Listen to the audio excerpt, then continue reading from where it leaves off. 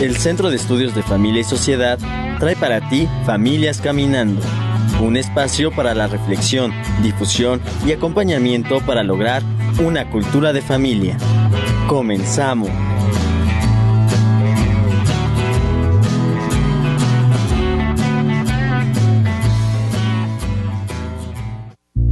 Nuestro mensaje para ti.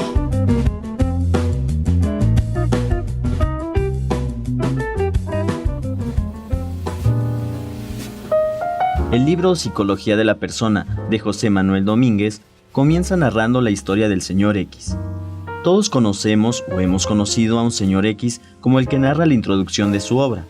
No solo en este tema, sino en varios, encontramos un marcado reduccionismo de nuestra sociedad y de nuestro ser personal. Reduccionismo en la comida fast food, en los programas para la educación afectivo-sexual, enfocada casi exclusivamente a la prevención de enfermedades de transmisión sexual y embarazo, en casi todos los productos light y en nuestro estilo de vida en general. Nos encontramos ante una época que se distingue por su espontaneidad.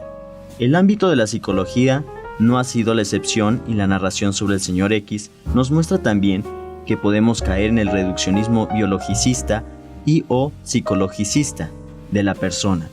¿Cuál es el principal problema con el dominio de algunas partes y no de concebir a la persona como un todo integral? Una de las respuestas ante este interrogante puede ir en la línea de la autenticidad. Lo espontáneo no nos permite ser auténticos. La identidad y dignidad de cada persona deben partir como base de cualquier acción que realicemos. No somos máquinas ni mecanismos que deben ser arreglados, somos personas. El primer punto de partida será entonces tener una base antropológica y ética clara para la toma de decisiones en todas las áreas de nuestras vidas. Como lo comenta el autor, es preciso abrir caminos para una psicología de la persona, desde la persona y para la persona. Una psicología cuyo objeto de estudio no sean fenómenos psíquicos desajados del contexto en el que ocurren la persona, sino que los consideren siempre como fenómenos de esta persona. La psicología debe estar fundamentada en una antropología que se encuentra, igualmente, en el acontecimiento del vínculo en la relación interpersonal.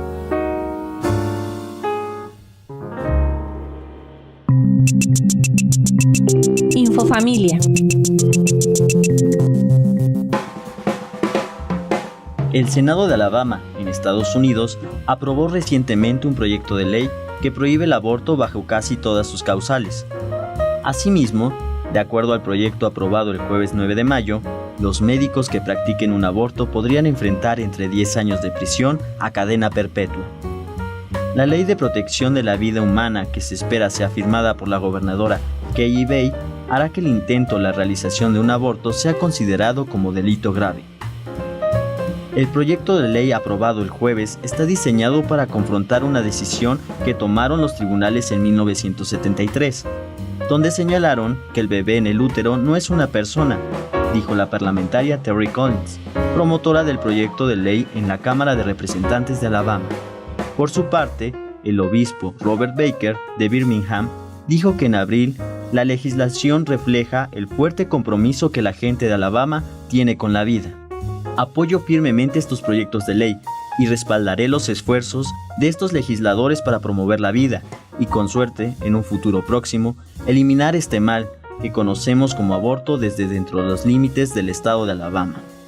Además, reafirmó su deseo por convertir el asesinato de niños no nacidos en nuestro país en algo que ya se ha visto como otra cosa que lo que es, el asesinato horrendo e inhumano de los más inocentes entre nosotros. La ley aplicaría solo a médicos y no a las madres, quienes no enfrentarían sanciones penales por someterse a abortos, de acuerdo con los promotores de la ley. Este proyecto de ley aborda ese tema. ¿Es ese bebé en el útero una persona? Creo que nuestra ley lo dice claramente, dijo Collins. Durante la semana pasada, el Senado estatal fue escenario de fuertes discusiones mientras se debatía sobre si se debería completarse en el proyecto de ley una exoneración por casos de violación o incesto. La medida incluye una disposición que permitiría el aborto solo en los casos en el que el aborto sea necesario para prevenir un riesgo grave para la salud de la madre del niño por nacer. En este caso, El proyecto de ley define un riesgo grave para la salud como una condición que requiere un aborto, para evitar la muerte de la madre, o para evitar un riesgo grave de deterioro físico importante de una función corporal. El proyecto aprobado por el Senado podría llevar a una revisión del fallo Roe Wade de la Corte Suprema de Estados Unidos, que abrió las puertas al aborto en todo el país en 1973.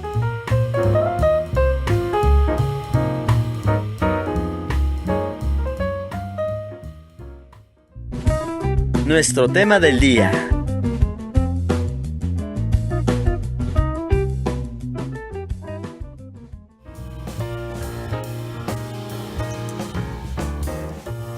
Buenos días, estamos en el programa Familias Caminando y en esta ocasión tenemos el honor de contar con la presencia del doctor José Miguel Serrano Ruiz Calderón. Él es licenciado en Derecho por la Universidad Complutense de Madrid y también doctor en Derecho.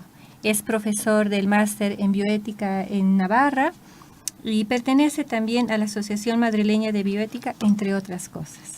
Buenas tardes, profesor. Buenas tardes, es para mí un placer encontrarme aquí hoy en Puebla con ustedes y participando en este programa tan orientado a la familia y a la protección de la vida. Así es. Y bueno, también nos acompaña el profesor Jorge Navarro, responsable del área de investigación del CEFAS. Buenas tardes, con mucho gusto, placer de conocer al doctor José Miguel y de conversar esta mediodía un poco sobre los temas de los cuales ha dedicado su vida a estudiar, que hemos englobado bajo la idea de derecho a la vida. Quizá hablaremos mucho más ampliamente que lo que inmediatamente nos viene a la mente cuando hablamos derecho a la vida, ¿no? Gracias por la invitación también. Así es. Podemos empezar. Yo preparé algunas preguntas un poquito para orientar, pero la conversación puede ser pues muy libre, ¿no? Y ¿Le parece, doctor, que hablemos primero un poco sobre bioética? Entiendo que la bioética es como el nuevo contexto en el que hoy se abordan como más sistemáticamente los problemas relacionados con la vida. ¿Usted nos puede decir qué se entiende por bioética o cómo entiende la bioética? Claro, la bioética es muy peligrosa, tiene un artículo la gran escritora italiana, ya fallecida desgraciadamente de un cáncer, Oriana Fallaci, que fue en su momento muy radicalmente izquierdista, pero luego giró en algunos de estos temas. Tiene un artículo que decía que se llama Nosotros los caníbales, cuando fue el referéndum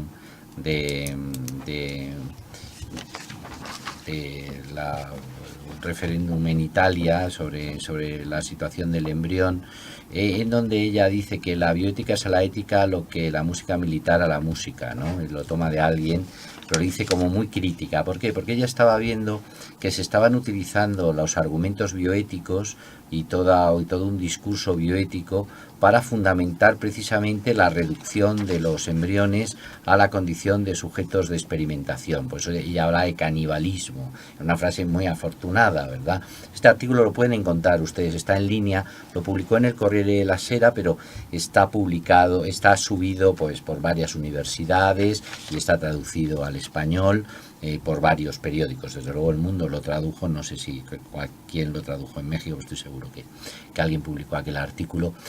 Y claro, este es el riesgo de la bioética. En nuestra época hemos visto cómo se puede construir quizás la bioética para tranquilizar las conciencias.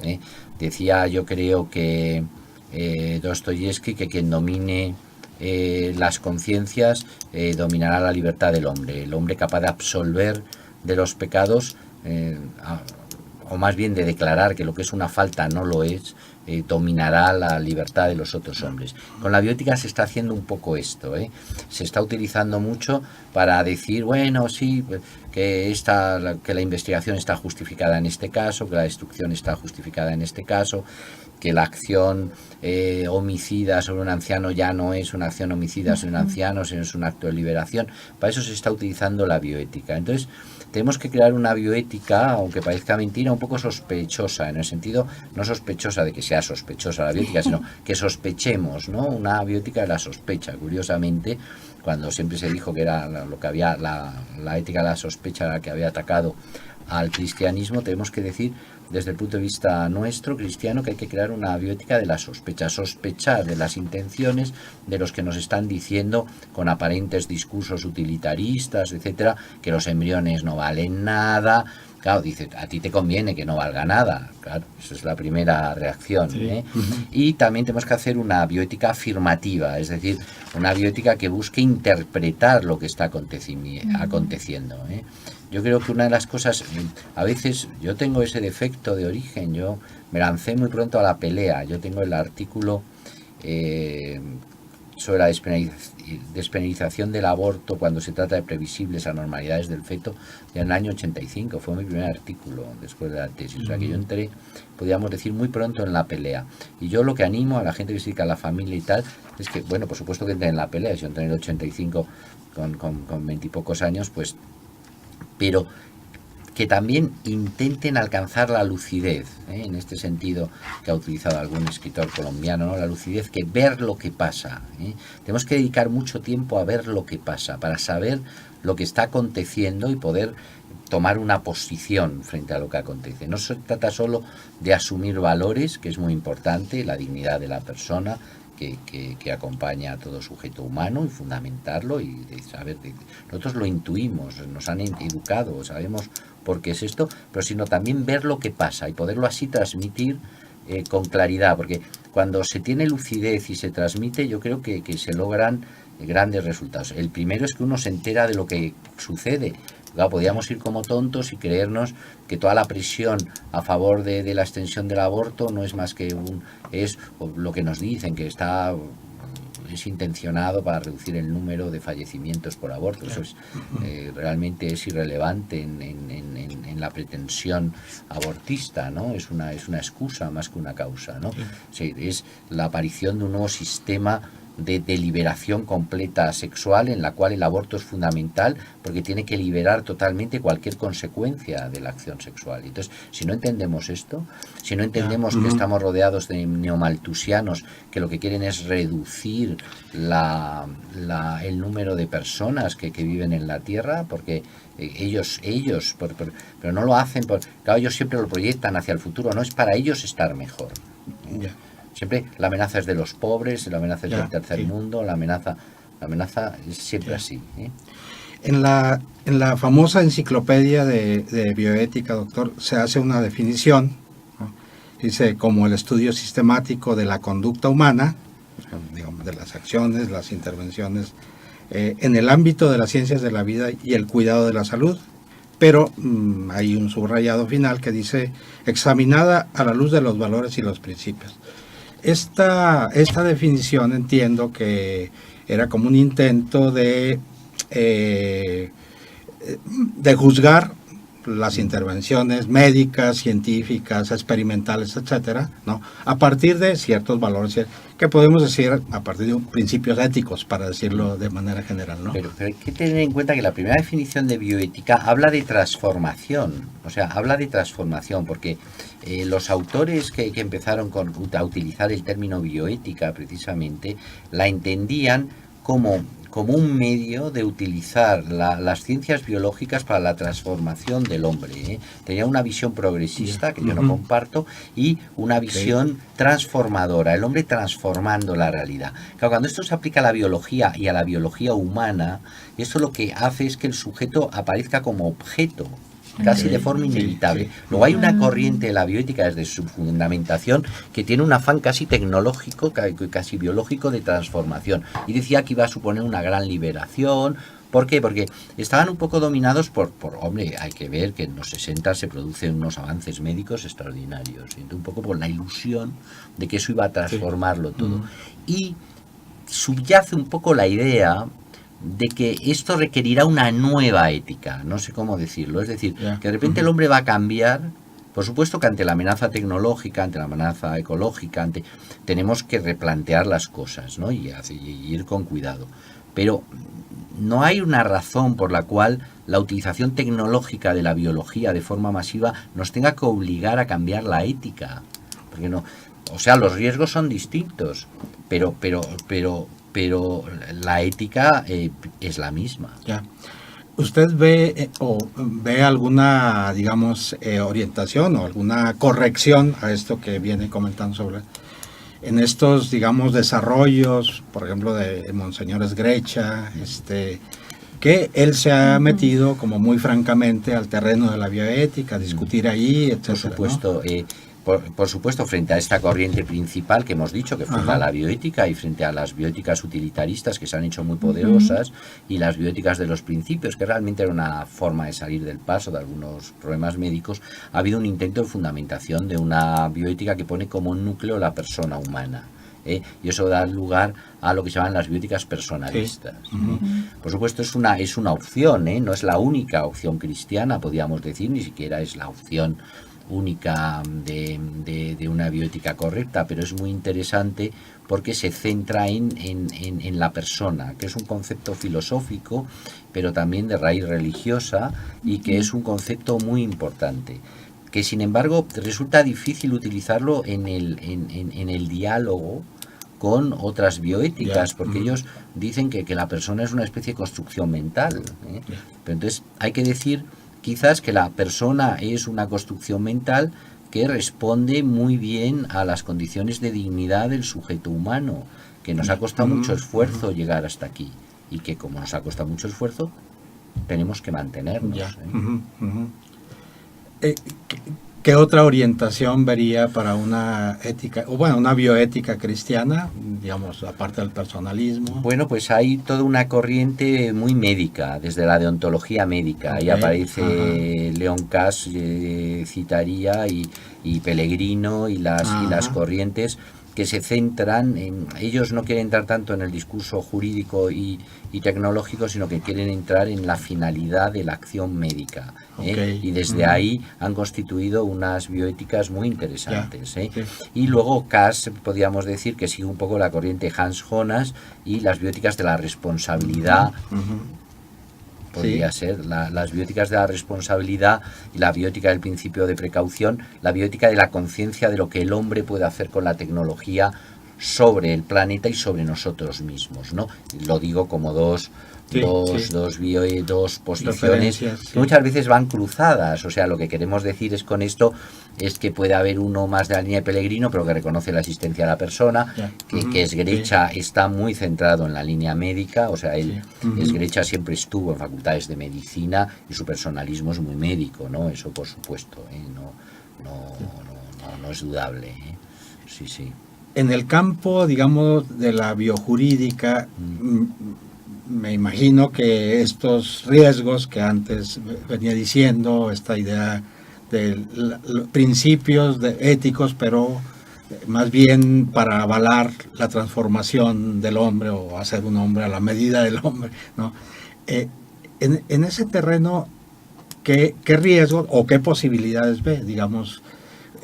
Porque a veces entiendo que la bioética se juridiza mucho, ¿no? Claro, porque es que ahora tenemos un problema, y esto lo veremos más a continuación, que es que la vieja distinción entre moral y derecho la han roto los posmodernos.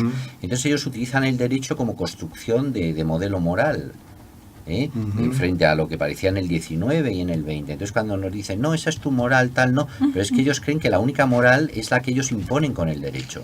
Y si no denunciamos esto, no nos enteramos de nada. Ellos cuando aprueban una ley pretenden que sea moral y que además rija nuestra moralidad. Y eso es así, y si no lo entendemos, no estamos viendo lo que acontece. Ya. Pues hemos terminado ahora con este primer bloque y regresamos en unos minutos. Muchas gracias, doctor. Gracias. Ven, abre tu mente, libera tus sentidos. Eres parte de la realidad, transfórmala con sentido humano. Haz que suceda, asume el reto, porque el mañana es hoy. Vívelo, sé lo que imaginas, haciendo girar el mundo. Ven, transforma tu vida. Soy UPAEP. Heard about Mexico these days. We are the best hosts. Every year, over 23 million tourists visit Mexico. And even better, 80% of them always come back. We're green. First place in natural protected areas. Jacques Cousteau named the Sea of Cortez the aquarium of the world. Classy. 2 of the 30 best restaurants in the world are in Mexico City. And it's all happening in Mexico as we speak. Find out for yourself. Estudio la maestría en Ingeniería Ambiental y Desarrollo Sustentable en UPAEP. Soy un apasionado de la naturaleza. Me gusta el deporte, leer, asistir al teatro, jugar ajedrez y practicar yoga. Desde que entré a UPAEP he buscado emprender con causa. Mi proyecto de tesis es un trabajo con pepenadores. El objetivo es que mejoren sus condiciones de vida, para lo cual estoy desarrollando un modelo para que puedan aumentar sus ingresos a través de un centro de acopio. Mi meta es irme de intercambio y comparar este modelo con el de otros países, porque se ha demostrado que, con este tipo de acciones, los pepenadores logran salir adelante y mejoran considerablemente sus oportunidades. Quiero que mi existencia deje una huella positiva en el mundo. Mi historia comienza aquí. Soy David y soy UPAEP.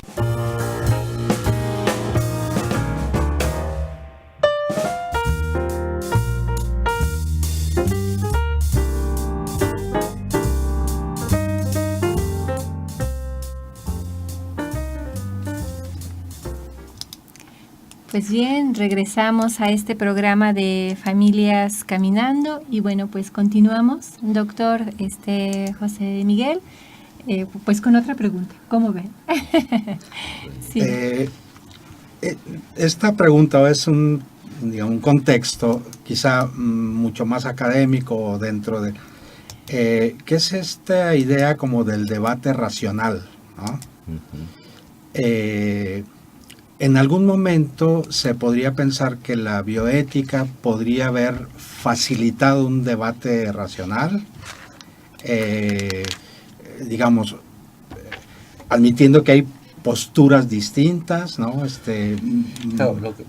Puntos de vista muy enfrentados, pero que podríamos encontrar como alguna...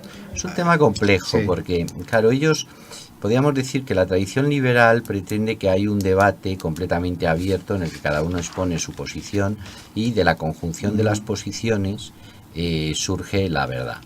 Ese es el modelo de debate liberal, sin implicación personal y sin implicación tradicional, es decir, que la tradición a la que uno pertenece, los datos que se han acogido, podríamos decir los valores asumidos, no importan, ¿sí? Bien, este tipo de diálogo es imposible. Ha sido denunciado muchísimo. Yo creo que fue Alasdair MacIntyre, el moralista escocés que está en Estados Unidos ahora, el que denunció mucho esta cuestión, porque decía que no son traducibles las posiciones. Es decir, cuando yo digo persona, no digo lo mismo que cuando lo dicen las legislaciones que han tomado una posición a favor de que solo hay persona a partir del nacimiento, incluso del nacimiento aceptado, o que hay personas animales, por ejemplo, ¿no? Cuando decimos bien, tampoco está muy claro, porque el bien moral para determinadas posturas es una cosa, ¿no? Y para otras es sencillamente pues una evaluación entre placer y dolor, ¿no? En los utilitaristas. Entonces, claro, hay que tener cuidado, porque en efecto hay que dialogar, pero hay que asumir que las posiciones tienen una fundamentación diversa, y que las conclusiones a las que se pretende, eso se está viendo mucho en las universidades. En las universidades ya no hay este diálogo tan abierto y racional. En primer lugar, porque hay estamos en una época de imposición de ortodoxias. Lo mismo que no es verdad que se mantenga la distinción entre derecho y moral, y no porque no lo queramos algunos, que nos gustaría. Me gustaría que me dejaran mi moral en paz, pero no me la dejan, porque entran constantemente en lo que hago, lo que digo, cómo me expreso, cómo me comporto en mi casa, como usted se fija, es decir, la presión actual de determinadas ideologías, la ideología de género, determinadas ideologías utilitaristas, entra en la vida de las personas hasta un extremo totalitario, no se ve, estamos en un momento posttotalitario, pero de una forma suave, pero lo van haciendo, ¿no? Pues de la misma manera en la universidad o en las universidades se ha intentado imponer una determinada ortodoxia, de forma que el diálogo racional está muy abandonado. Porque cuando uno se aleja, cuando uno intenta un pensamiento crítico alejado de asunciones contemporáneas que se han impuesto de forma subjetiva por el poder, podríamos decir, de la reivindicación, ¿no? Pues entonces pues te censuran. Entonces hay que saber dónde estamos, porque si no, no nos enteramos bien. Por supuesto, la libertad de educación, la libertad de expresión, la libertad es ahora, podríamos decir, nuestra bandera, ¿no? Yo prefiero que se digan cosas malas al juego actual en el cual se impone una ortodoxia y no me dejan de ninguna forma decir nada bueno, ni siquiera debatir con fuerza con el que dice cosas que a mí me parecen mal, ¿eh? Y luego hay todo un juego en esto que es puramente de la imposición del subjetivismo, ¿eh? Porque tanto en la bioética como en otras prácticas estamos en una afirmación transformadora del mundo, que es hacer un hombre nuevo. Entonces, los elementos del hombre, tal como los conocemos, ¿no? Del hombre, con hombre evidentemente me refiero a hombre y mujer, porque estamos hablando en un sitio normal, ¿no? Entonces hay que andar diciendo constantemente esto, evidentemente.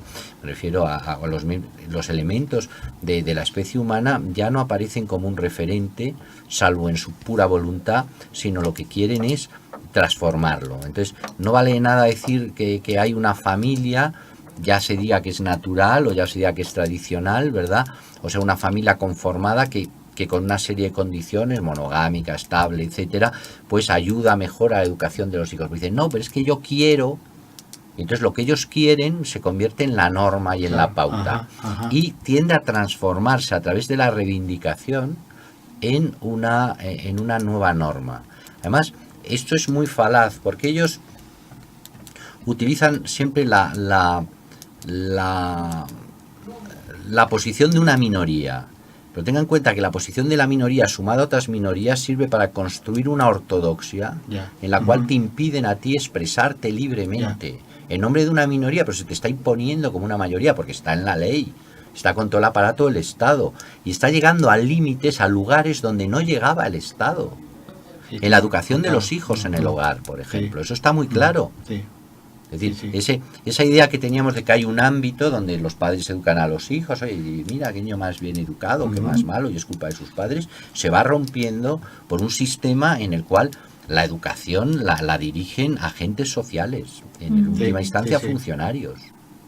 Funcionarios o ONGs, porque da lo mismo, las ONGs son como funcionarios, todos cobran del Estado, o sea que realmente ahí no tenemos. Entonces ellos van interfiriendo constantemente y ahí hay que estar muy moviéndose hacia conseguir un derecho de la libertad también, ¿eh? A defender fundamentalmente los derechos de educación, no hace falta decirlo aquí, los derechos de poder tomar decisiones respecto a los menores de la propia familia, porque claro, la interferencia de las normas de género, etcétera, intenta privar a los padres de la capacidad de tomar decisiones respecto al futuro de sus hijos, que son perfectamente legítimas, y no hay ninguna razón que no sea ideológica por la que un funcionario lo vaya a tomar mejor o peor que un padre. Claro. Ellos han usurpado ahí unas funciones y lo hacen siempre en nombre de la ideología. Más son ideologías, eso aparece ya en textos del 2000, del 2002, para imponer esta ideología tan fuerte contra la realidad, contra el comportamiento real de las personas o normal, hace falta una presión ideológica de tipo maoísta. Eso aparece en un artículo estadounidense de un sujeto que no era nada partidario ni contrario a la ideología ajena. Dice, para imponer una ideología como esta va a hacer falta una presión ideológica de tipo maoísta. ¿Qué quiere decir esto? Constante, con órganos de propaganda, dirigida mundialmente y limitadora de las libertades de expresión, etcétera. Todos los problemas que hemos visto en los últimos años, y podemos hablar de los 10 últimos años, son de caza de brujas, pero de caza de brujas de personas que afirmaban cosas como que el feto es un sujeto humano, como que cualquiera de estas ideas, que la maternidad no es una carga, sino que es un bien, que crea obligaciones que en la propia persona que no son opcionales una vez que ha sucedido, sino que son obligaciones intrínsecas, ¿verdad? Propias de esta acción o de esta situación en la que uno se encuentra. Que la fidelidad y el mantenimiento matrimonial es un bien jurídico que debe de sostener el Estado. Hacerlo obligatorio, evidentemente nunca lo ha hecho obligatorio, ha impedido otros matrimonios, pero no ha hecho obligatorio el amor entre los cónyuges, por eso es imposible, pero desde luego lo tiene que considerar como un bien. Claro. Y Sí. estos lo niegan sistemáticamente, que sea un bien, e imponen ideológicamente que no sea un bien, y las leyes están orientadas a que no es un bien. Ya. En España es más fácil disolver un matrimonio que un contrato de arrendamiento. Ya está. Sí. Y probablemente en Sí, México aquí también. va para allá. Es más fácil disolver un matrimonio que despedir a un trabajador. Es mucho más fácil. Entonces, ¿de qué estamos hablando? Ya. Porque, claro, eso es una opción ideológica del Estado, que ha decidido que la familia, no, que esto es más bien una idea individualista de satisfacción personal, donde eso sí, cuando se producen lo que podríamos llamar los juguetes rotos, los sujetos que han padecido las consecuencias de todo este proceso ideológico, eso sí te llaman a las asociaciones cristianas y tal, a que te hagas cargo. Cuando te encuentras una chica destrozada, un chico tal, etcétera, así, ahí sí te dejan.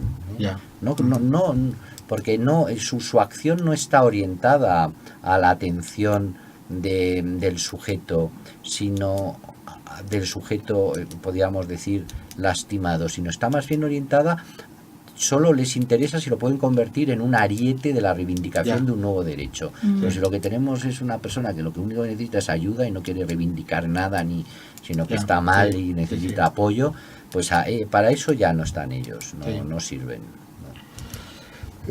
Un poco retomando o regresando al tema del diálogo, que a veces, digamos, la excesiva formalización del diálogo también lo vuelve utópico, para decirlo de alguna manera, ¿no?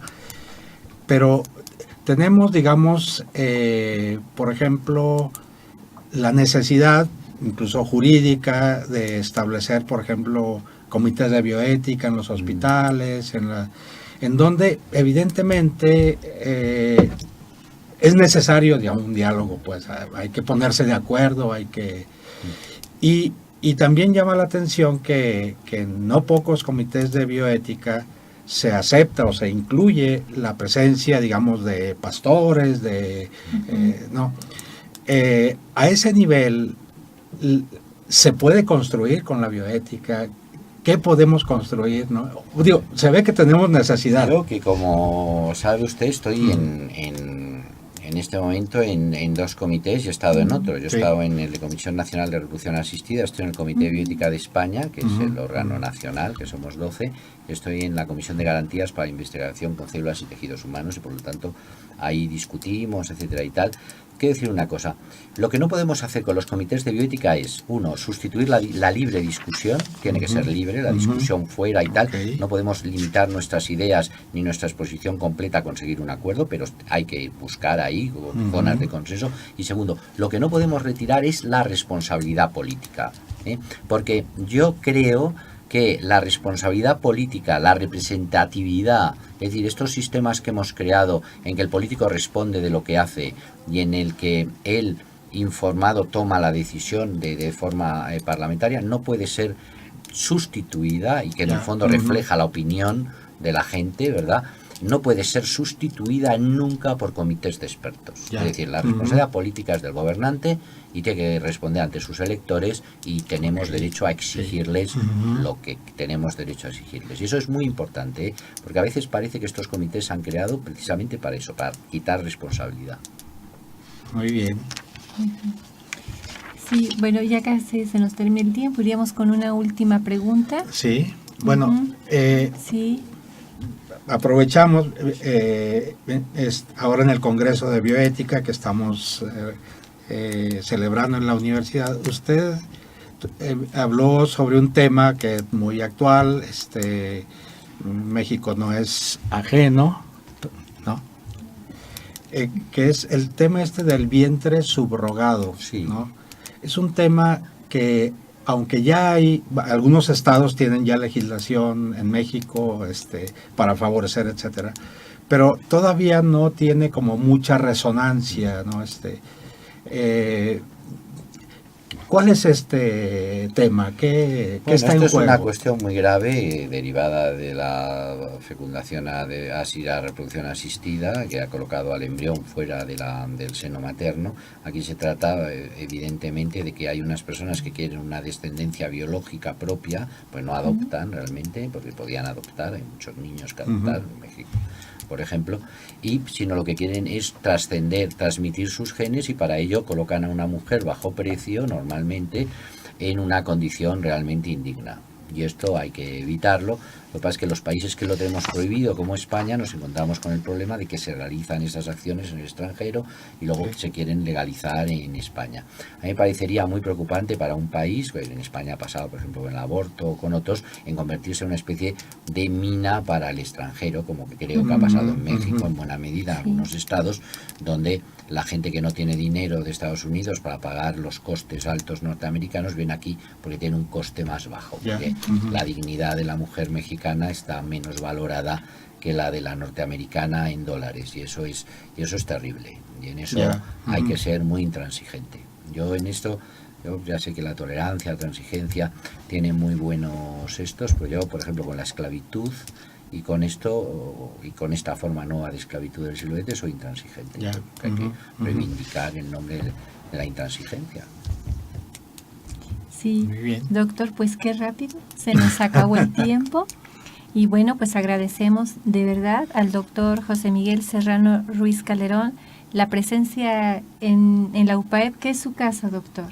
Y bueno, nos dará mucho gusto tenerle próximamente. Pues muchas gracias. Sí. Muchas gracias. Encantado con los dos por este diálogo. Sí.